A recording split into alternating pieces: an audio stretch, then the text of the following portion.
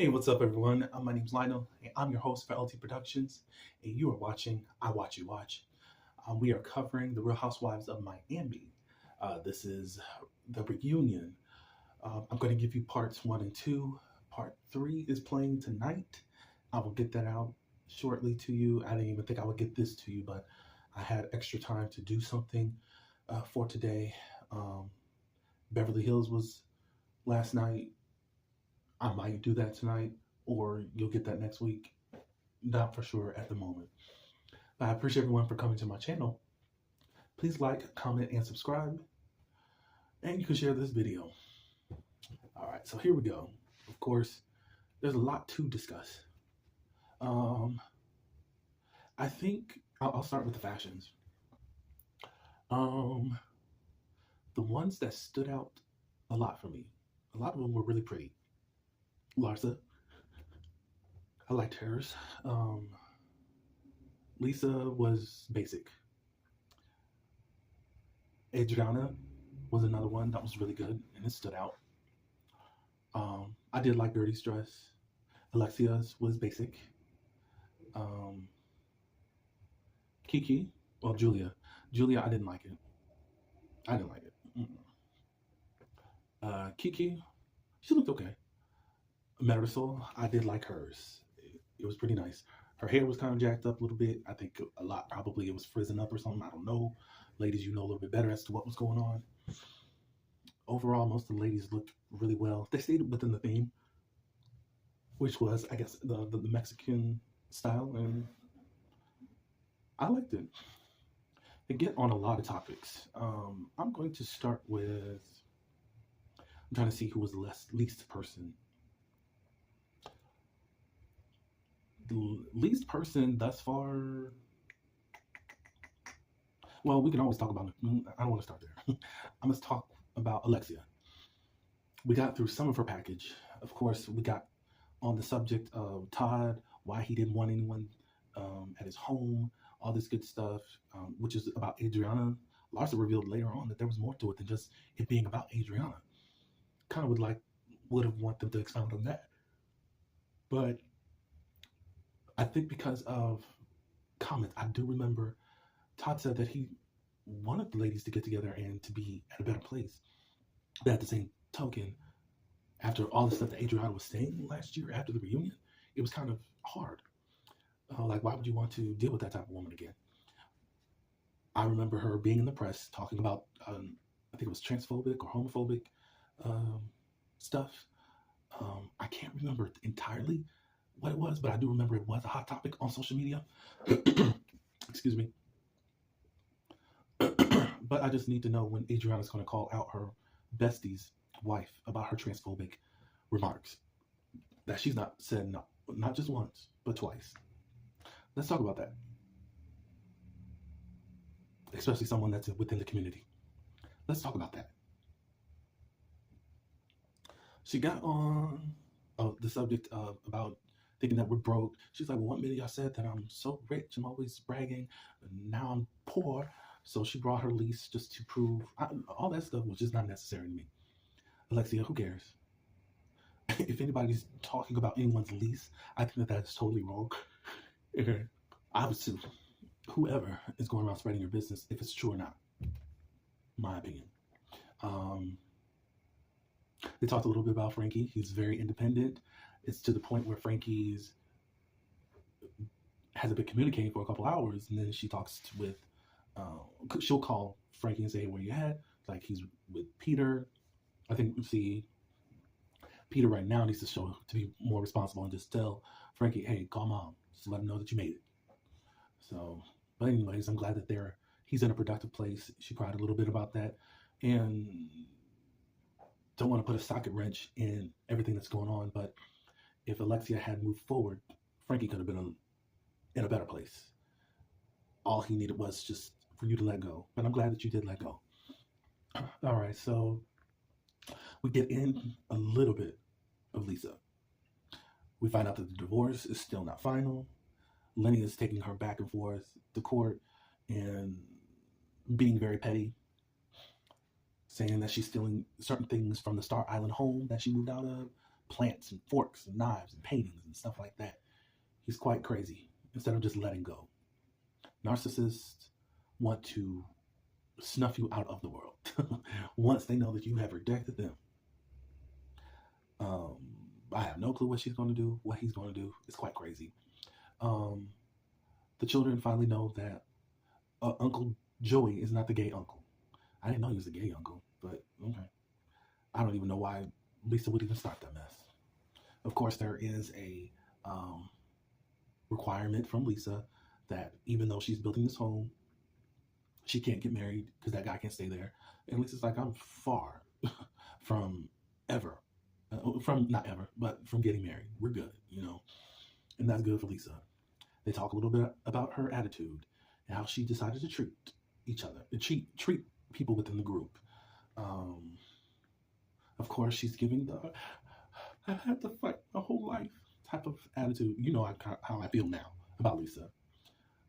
It's warranted, and I'm not ready to let up yet because she's going to fall back on this whole Lenny divorce thing, and I can't knock her for it, but at the same time, don't use that. Don't be a horrible person, and you're using the stuff that's going on in your life to be horrible and to continue to be horrible. Gertie talked about her time where Lisa she was very self-absorbed. They talked about the times where it was supposed to be like about Gertie or someone else, and really it was about her. Like in Mexico, she was looking for her lip gloss, and they're trying to assist with Gertie to get off there to get to an ambulance and to a hospital. Well, Lisa said, yeah, I do understand that. I was looking for that, but I also found a bunch of other stuff for you guys. That Gertie, you even thanked me in a text that I actually got that off the boat. Fine. So we get to a tender moment. Remember when Julia was questioning, like, why would Lisa be here? This was the night of the opera night for Martina. And I forgot that Julia actually said something at the Mother's Day event. So she's basically how Lisa took it and how we took it. Like, are you calling me a bad mother? I call you irresponsible. I wouldn't call you a bad mother, but it's like, I know you had a job to do, but in that moment, I wouldn't have left my babies there. No. As far as how you have described stuff that night, nope. I'll check it. I'll see y'all later. Well, Lisa did retaliate by saying that, well, you got 3 baby daddies. It triggered Julia to start talking about her unalive son. She was doing stuff on the internet, and she was saying some stuff back to Lisa about certain things, and it was kind of hurtful. And Lisa was like, we have an open communication. We go out to dinner and all this stuff. Like, why didn't you call me if you felt bothered by whatever I said? Because I guess when Lisa did say that during Mother's Day, she did not hear it. It just went over her head. But when she finally seen it on television, that's when Julia decided to retaliate. And this is what I'm noticing about Julia. And she's starting to get the big head. All because she had finally a good season and she started acting like a housewife. And I'm looking at her. And I'm just going to watch and see what she does. But I think she's about to, at least in my books, in my eyes, she's going to start falling flat because she's going to get too cocky. That's my opinion. Y'all can take it for whatever it is. Let's see. Julia did not want to apologize then. She was still mad. So when they went for break, Julia went to Lisa's room and she said, the reason that I really reacted as hard as I did is because at the time, my father was sending me pictures of my daughter. She was leaving to go start a new job someplace, but he accidentally put a picture in there of my son that I lost. And she showed the picture, Lisa hugged and all of that, and then she finally apologized. She said, I want to do it more one-on-one, which I don't understand that, but whatever. She just felt like how I said it came out wrong, but it wasn't saying that I was not trying to call you a bad mother. So they resolved that and all that good stuff. Who do I want to talk about next? Adriana did have her part, but it was just basically trying to fight up against Alexia and Marisol, per usual. She wrote this poem about Alexia because she's very bothered by Alexia. Because Alexia called herself a star. She wrote this long poem about what a star really is. Adriana. Stop it. You are this bothered by her. Even though you really bring in the drama, it's like, lady, you still look so insecure at 92 years old. That's crazy. We talk about Nicole. Nicole has her, she's pregnant. She's going to be having a baby girl. Of course, Anthony's looking forward to possibly just being a girl dad. There's a relationship between him and her and Grayson that he wants with baby girl. He's looking forward to that. We get to talking about the Mr. Miguel Martin, her father, who did pass away. She shared some tears, but they had a little good time in regards to that. They talk about the Mother's Day thing and how they really believe that Nicole hands are not clean. Marisol felt a way towards Nicole because it was a tender moment, and she was actually surprised that she was invited because you know how Marisol had been treating her, and they had come to an amendment in the relationship, and then for that to happen, it just was a lot. And also, it was Mother's Day, and she said, "Well, my mother died on Mother's Day," and Adriana says, "It wasn't Mother's Day. It was during that week." She said it 8 times. They're like, let her talk. I will. If anyone was to ever challenge me about some people that I question that passed away in my true emotions, or I know I will lose it. I will lose it. It's just right now I'm tearing up. If that's how sensitive I am still. And it's just there. I'm not going to talk about my grief, but, it's there. It comes out, No. Leave Marisol alone and let her talk. You're too busy trying to be right. They're honoring mothers, idiot. I don't like that about Adriana. Stop that mess. Nicole's not copping to it. And she should. Adriana gives her a rose to apologize for her taking the heat. I said, okay, but you don't apologize to Alexia for what you did. That's a little bit weird. But she did end up apologizing to Alexia. And Alexia's like, oh, you're apologizing to me? Oh, today? Oh, okay. It's like, yeah. So the main event really is Larsa.